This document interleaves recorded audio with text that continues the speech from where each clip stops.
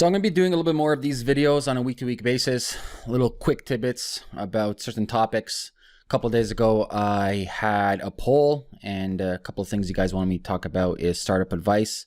And so this is a common question I get on a day-to-day basis, and something that I actually think about frequently when doing new projects. And that is, how do you start a startup on a shoestring budget? Or I should have rephrased the title. How do you collect enough evidence before even putting in time into a startup? Because at the end of the day, money is a renewable resource. Opportunity cost is not. And I think more and more education and research, or I wouldn't say research, but more due diligence should go into opportunity cost. I think opportunity cost is not studied very well, and that's the most important commodity, which is time. Time is non-renewable. So let's begin. So the first thing is nothing new. I've mentioned this before. Is starting with something called the startup lean canvas model. What most people do when they come to a startup is they have a lot of assumptions. Let me put it that way. They assume they have a brilliant idea, and this brilliant idea will be loved by many people, when in reality, for the most part, your brilliant idea is moot. No one cares about your idea. And so what I like to do, and this can be applied to more than just startups, it can apply to anything really, is I like to take your high-level thesis, your 30,000-foot view that you have, and brain dump it into these categories when it comes to lean canvas model, right? So obviously for me, I like to start at the beginning of the lean canvas model. So if you're following the mouse, value proposition, fundamentally any startup, whether it's B2B, B2C, whether it's software, whether it's a product, whether it's data, whether it's advertising, whatever different business models you're looking into, you're solving a fundamental problem. Ideally, plural, you're solving problems. So the first thing I like to start is the value proposition. What are the problems your startup is solving? And you just jot it down and you work around this, right? So you work at key activities, resources, channels, revenue streams, cost structure. I'm not going to really dive too much into lean canvas model. I made videos about this in the past. It's pretty self-explanatory. Great books to read about this is like the Lean Startup Model, Rockefeller Habits, Scaling Up by Vern Harnish. These are good resources. I'll leave a link in the video below for this. But print this out, make multiple copies, do a lot of iterations. But this is a great template to mind up the ideas that you have when it comes to your startup. Now, I want to iterate this again and again and again and again, and this ties into the whole thesis of anything that you're trying to do within the startup scene. Is what problem are you fucking fundamentally solving? If you look at the data of why startups fail the most, the first one is timing, which is hard to gauge. I mean, it's very, very difficult. Sometimes I always laugh. It's like, literally majority of a lot of these successful companies is all timing. It has nothing to do with how brilliant you are and the magic team. It's all timing. Mind you, yes, the execution and the quality of employees you have does matter, but you can have the best execution, the best employees, but if the timing's off, it's not going to help you. So really doubling down and finding a problem and trying to solve it. And so I like to spend my time more in due diligence and talking with your potential people, and with my people, potential clients or customers, whether that's B2B or B2C, is really identifying the key problems they have. And so you really need to focus on what is the problem, not identifying the problem in your head and you only justifying it. It's really going out there and talking to your customers and really identifying that these problems exist, and then going back to your lean canvas model and filling in that problem. Because if you find a pain point, a fundamental problem or problems with your clients, then you can pre-sell a bunch of stuff, which I'll get to in a moment. And so when you're looking at the problem and when you're looking at identifying key problems within certain verticals, B2B, B2C, this ties into product market fit. So I said at the beginning where timing is off. Timing goes directly into product market fit. You can have a great product, but the timing of the product's off. You can have a great product, but the product might not be yet ready for maturity, right? And so product market fit goes into a trifecta. It goes into timing of the market, if the market's ready for your solution. It goes into the quality of your product. And then finally, it goes into, does anyone really give a shit about the product that you have? For the most part, that's a big problem in the startup scene.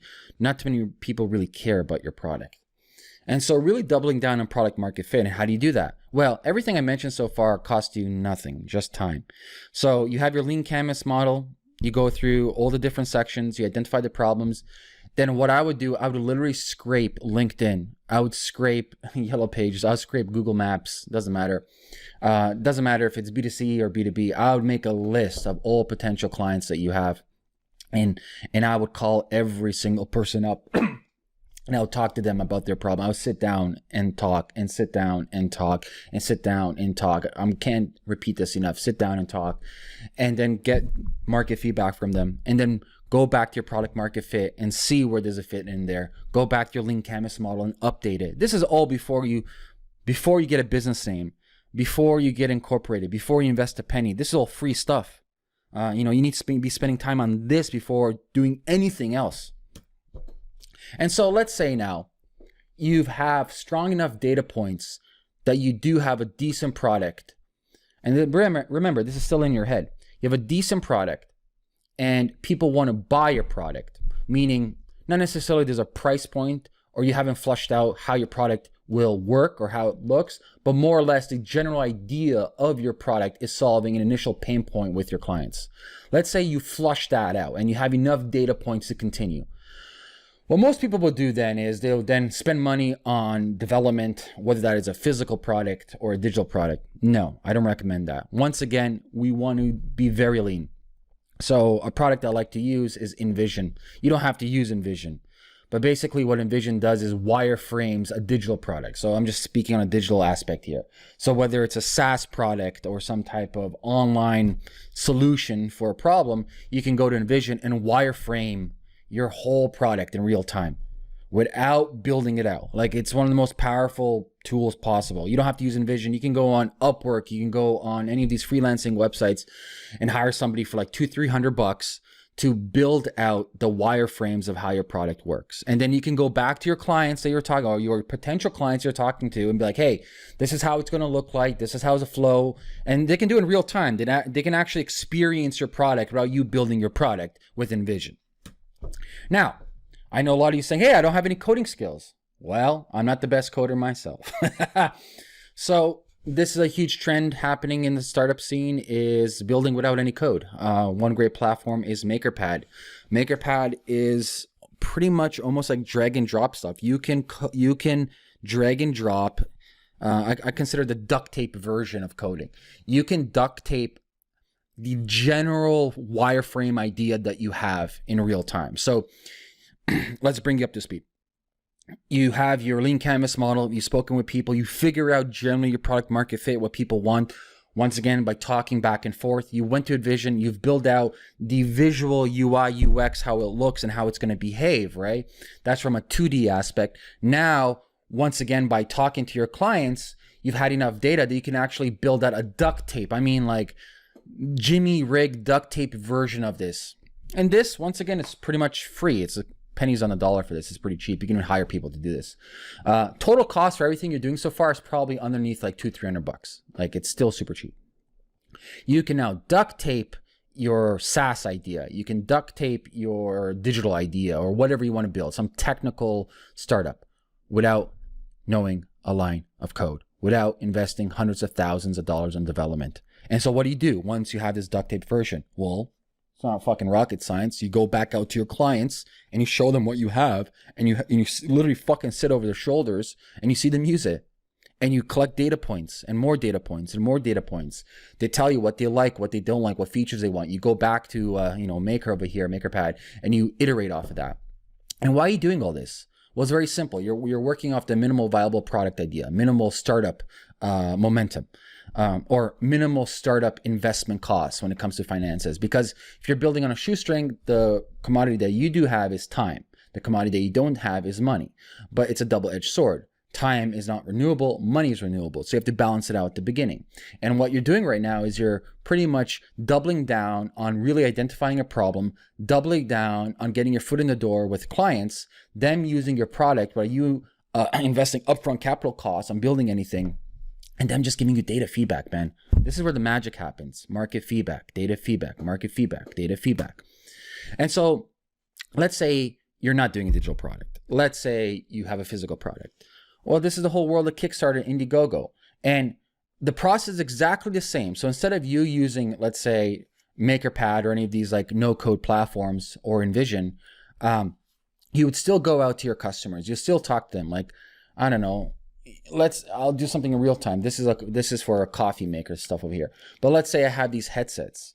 I would then, generally be speaking, I would go to a 3D printing shop. There's a bunch everywhere, or you can even probably buy a couple of like decent sized models off of Alibaba or AliExpress.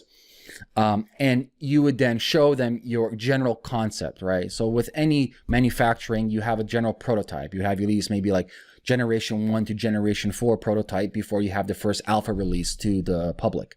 You would have these prototypes. You show them to your clients. Once again, not spending a lot of money, really focusing on having a solution for a problem. You've identified the problem. And then you can use platforms like Indiegogo, or this one's Kickstarter here, where you pre-sell your products. Once again, what you're investing is in time. At this point, you don't have money. You haven't really yet proved that people want to buy, for example, in our case studies, headset, or in this case study, a fucking coffee maker. So what they're doing, they're raising money for roughly $40,000. So they're pre-selling the coffee maker. What's the cost to them to set this up? Really nothing, maybe $500, some video stuff. Maybe they know how to do the video stuff, and just time, market, email people, do growth hacking, and just get the message out there. And so this all goes back to pivoting. So you've identified the problem, you've done your due diligence, you've created Jimmy rigged, whether it's a digital product, a MakerPad and using InVision, or you've done Kickstarter.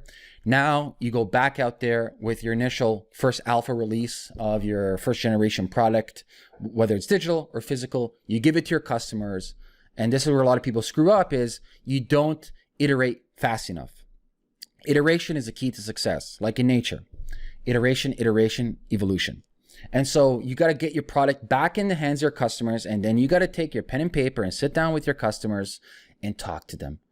See what they like, see what they don't like, then improve. The faster you can iterate both on your digital product and on your physical product, the better quality solution you have for the problem. That's pretty much it. It's not really rocket science. And finally, I would add this. Once you do have some momentum, you have sales coming in, you're identifying a proper product market fit, I'd recommend getting a good advisory board. This is something, if I had a time machine, I would rewind back. I would get advisory boards on my startups, and I would give them proper equity. I would hunt down the best people that would help me accelerate my startup, whether that's a physical startup or a digital startup. And I had different verticals. So whether that's people that specialize in marketing, logistics, or they have a massive network effect that can open up and do, let's say, a leverage play, they can bring their network for leverage, I would give them really good equity. None of this like 0.1. You want them to have good incentives for your company. Let's say you save 5% for your advisory board, and maybe 5 to 7% for your employees, depending on the size of your company, depending if you're doing venture funding or not. If you're not, if your company might be profitable just by yourself, I would save 10% for good advisory board, meet every single quarter. They can exponentially help your company. They can open up networks. They can help you with fundraising if you need it in the future. And just having them on your board where they've been there, done that, and they can save you so much headache, it's worth every penny. So this is how I would approach running a startup on a shoestring budget. At the end of the day, it's just time. It's your opportunity cost, and it's your time putting into everything. And it's not you jumping to conclusions. Don't make assumptions. Assumptions will kill you. Spend more time on due diligence and use the tools that we have today that are almost free, that can validate the idea that you have, and that you can pre-sell your idea to your clients so you're not wasting your time. So I'll leave you at that. If you guys have any questions about this, leave a comment below this video. Make sure to subscribe, and I'll talk to you guys soon. Peace.